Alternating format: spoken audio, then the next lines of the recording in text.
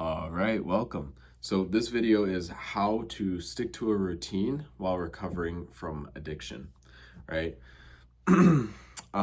This video is very important, I think, because when you quit an addiction, the most important factor is what do you replace that addiction with, right? Because you can't just remove something and then leave a block of time open, right? And that leaves a mental block open as well, right? You have to have something to put in place of the old addiction. So for me, when I quit TikTok, when I quit smoking, when I quit porn, each time I quit one of those habits, there was something to go in place of that habit and addiction, right? For social media, I started working out a lot more, and I started using exercise and sports specifically as something to do for fun, not just something to train, right? So there was training and there was work in the gym, and then there was, okay, now I'm bored and I have nothing else to do. Let me scroll. But instead of scrolling, I learned you can still play sports. You can, I have a brother, so I can go and take him outside and kick his ass at basketball whenever I want to, right? So doing activities that are still activities, but are more fun activities, right? And it's not like I'm going out there and, like I said, having a whole full-on basketball game at the end of the day after I've trained twice, right? It's just a very casual game of basketball, or a very casual, let's go play some soccer or whatever. We go ride our bikes together, whatever it may be. Essentially, you need to replace with something else. So the other thing that I replaced TikTok with was work, was a business, right? I replaced weed with business and some of my learning and studying time, right? So at the end of the day, I'd normally smoke. Now I read, right? Porn, I replaced with sexual alchemy, learning sexual alchemy, because there is truth behind the sexual desire, right?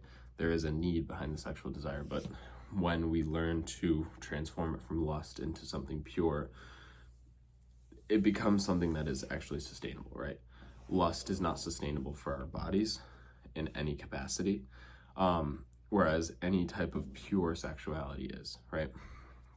So replacing it with something sustainable, right?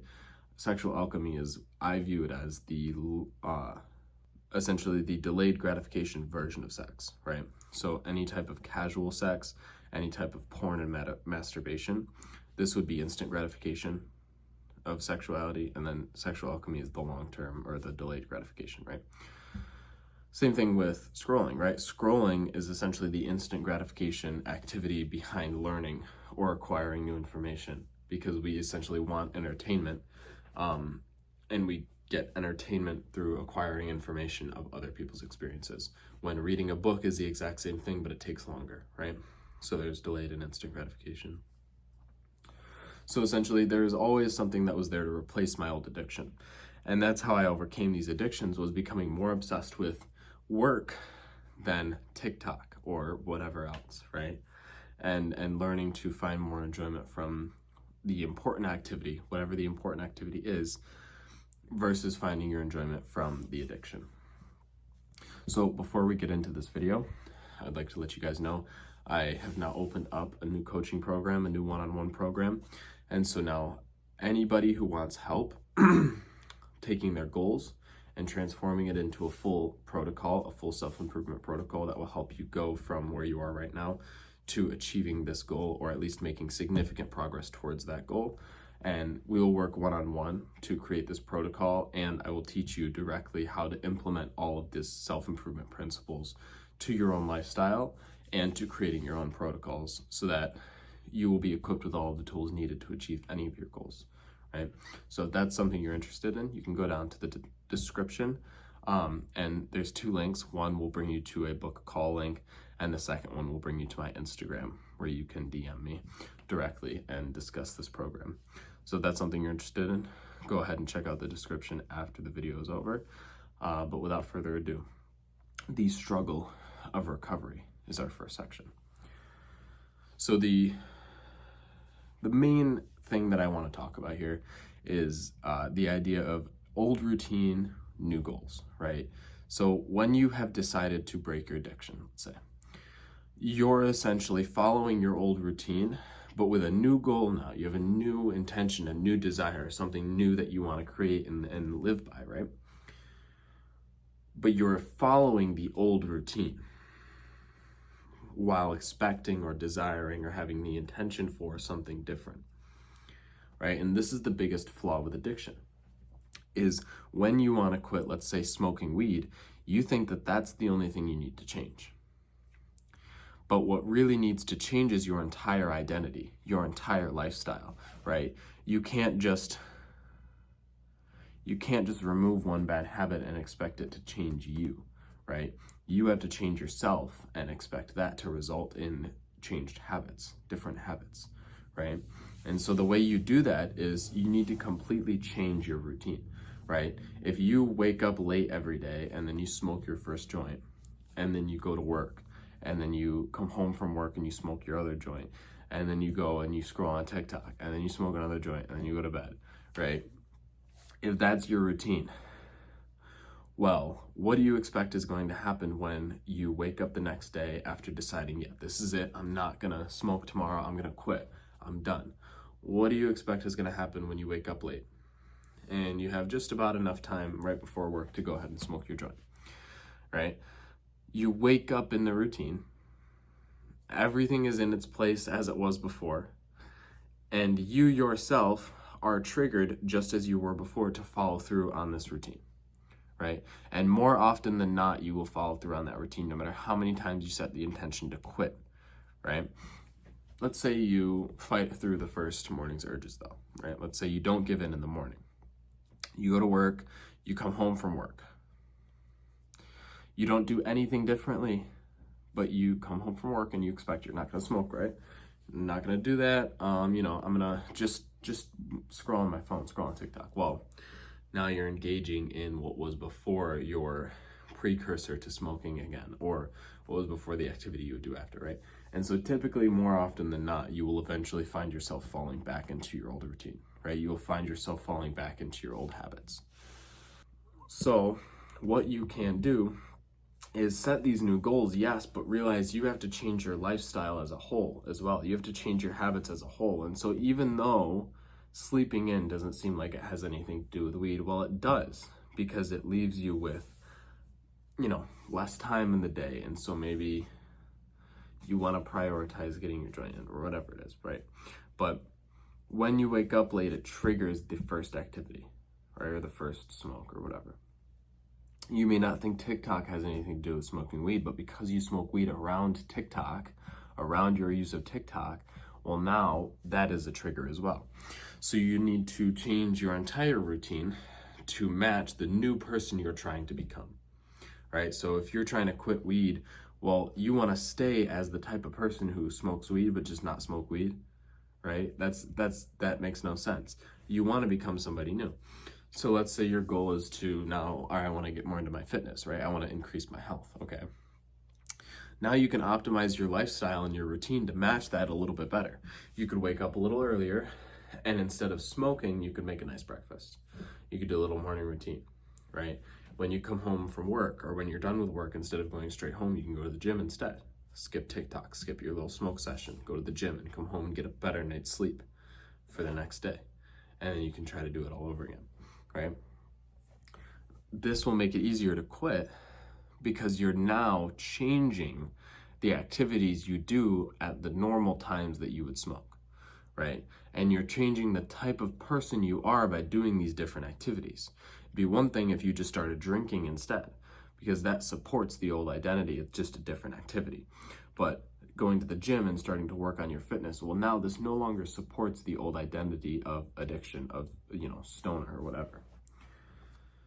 So, increased stress, same workload, right? So when you first quit an addiction, when you first remove an addiction, no matter what the addiction will be, you will feel an increase in stress, an increase in cortisol, an increase of overthinking, and essentially the work will become more difficult, right? You will feel the stress that is associated with any type of withdrawals you're going to experience on your journey, on your process, but also just the mental stress of knowing you now don't have this thing, whatever this thing is, to fall back on, right? So what I would recommend you do is decrease the workload slightly to adjust for where you're actually at right now. And obviously for those who don't have control of their own schedules, this is more difficult. But for those who own businesses, for those who are just in school, you can decrease your workload to the point that you are actually equipped for and ready to get through. And then you can increase it as your skills increase, right? Because you're basically at your true baseline now. So like, let's say you smoked weed before work and so you didn't feel how tired you get, right? And now you do. Now you have to decrease the workload slightly to match your true skill. But now you can work with your true skill and at that level to the point that you can increase those skills back to wherever you were before or beyond, right? So I would decrease the workload slightly. And then detoxing and returning to homeostasis, right? This is probably the biggest struggle, is your body's process to returning to homeostasis is a very painful process. It is a very painful process, a very difficult thing to overcome and follow through on, right? So you basically need to be equipped for it. This period of time is going to be difficult, right? Your body does need to detox. It does need to make this journey back to homeostasis, right? You've taken it so far off course that it's now going to require a lot of pain and a lot of discomfort to return back to a level balance, right? And so this is fine, right? This is okay. You need to experience this. Don't let this drive you away from following through.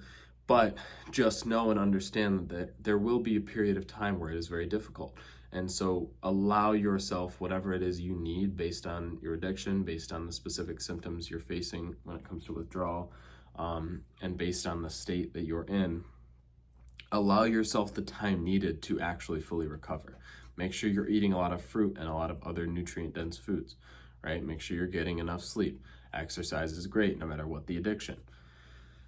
So do the things that will support your body's process, including rest, right? Including just letting yourself relax and recover. Because then eventually you will start to feel better and you will start to come back and you will start to be like, hey, this isn't so bad. I'm not like, dying, it feels like, anymore. And now I can actually go and pursue things without it feeling like dreadful and a drag and, constantly thinking about my old addiction that I need to get through the day. I don't need it anymore, right? I'm good. Now I can actually learn to enjoy my days. Now I can learn to make something of my day, right? So how to use routine and habits to your advantage. Basically, how to use routine and habits to actually make this process easier. The first thing is to set a goal, right? Setting a goal will give yourself something to look to, right? Something to look forward to and something to essentially motivate you to follow through, right? When you have a goal, this gives you a reason for doing what you're doing, right? And that reason will make it easier when times get tough. As well as the fact is the goal will help you to set up your lifestyle in such a way that it's optimized for wherever you actually want to go, right? Whatever you actually want to go and achieve. Then identify replacement habits, right? So before you even quit your addiction, or if you've already quit, identify what replacement habits make sense. So like I mentioned in the beginning of the video, I replaced social media with more time in the gym and exercising and finding things to do that I'd consider to be fun, right? I thought sports were fun, so that was my fun thing to do. That was what I did for fun, right? That was what I would do when I was bored and I was like, oh, I need something to do. Instead of picking up my phone, I'd pick up my basketball and my skateboard and I'd get out of the house and I'd go and do something, right?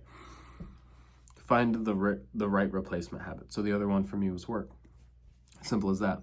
Something that takes up hours of my day that I can do whenever I feel like, oh, perfect, I can sit on my computer and type away instead of scroll away.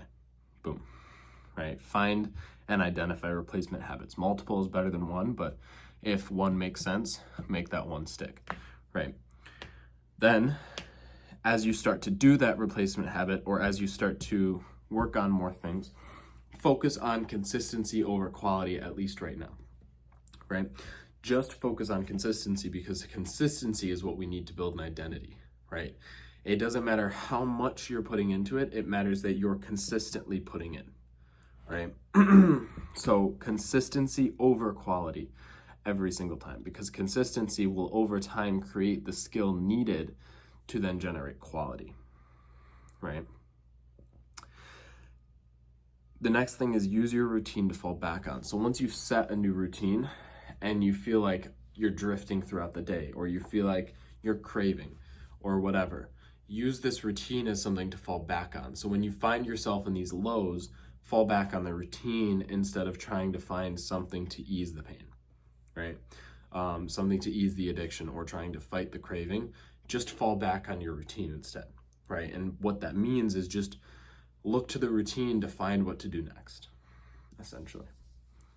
And the last thing is take true breaks, right? Take real breaks. Don't take breaks by scrolling. Don't take breaks by, scrolling any type, obviously we're trying to get away from the addictions, but basically anything that you perceive as relaxing, but is actually a different activity. So if you're smoking to relax, that's not true relaxation, right? That's not truly helping you to recover. That's not a real break, right? Same thing with scrolling, same thing with anything else. A true break looks like actually just sitting down and staring at a wall and decompressing, really. This is what I do, right? At the end of every day, if I'm not cooking dinner, I will often catch myself just laying in bed or sitting on my chair and just kind of staring at the ceiling or staring at the wall and just kind of like either thinking about the day or the next day, things I have to do, or just thinking about nothing and just like feeling my body decompress and just feeling my body relax. Cause I'm like, yeah, it was a good ass day, but shit, yeah, it hit hard, right? If you're working hard enough, you'll feel this, you'll know and you'll understand where your body feels good by all means, but you can tell you have absolutely tapped your energy, you've tapped what you have for the day, and you're just kind of allowing yourself to decompress from that. And that's what I consider to be a true break, is actually allowing yourself time to decompress, not going and watching videos and watching content. None of this, right? True breaks, truly letting yourself decompress. And if you're doing it right, it doesn't take long, right? You don't have to take multiple hour-long breaks. It takes like 10 minutes to reset and get back on track. Most people think it takes ages. It does not. But that is all I have for you guys, and I hope you enjoyed this video. If you guys want to work with me one-on-one and you are interested in that offer, you can go down to the description below and click any of the 2 links. But yeah, that is all for me, and I'm out of here. Peace.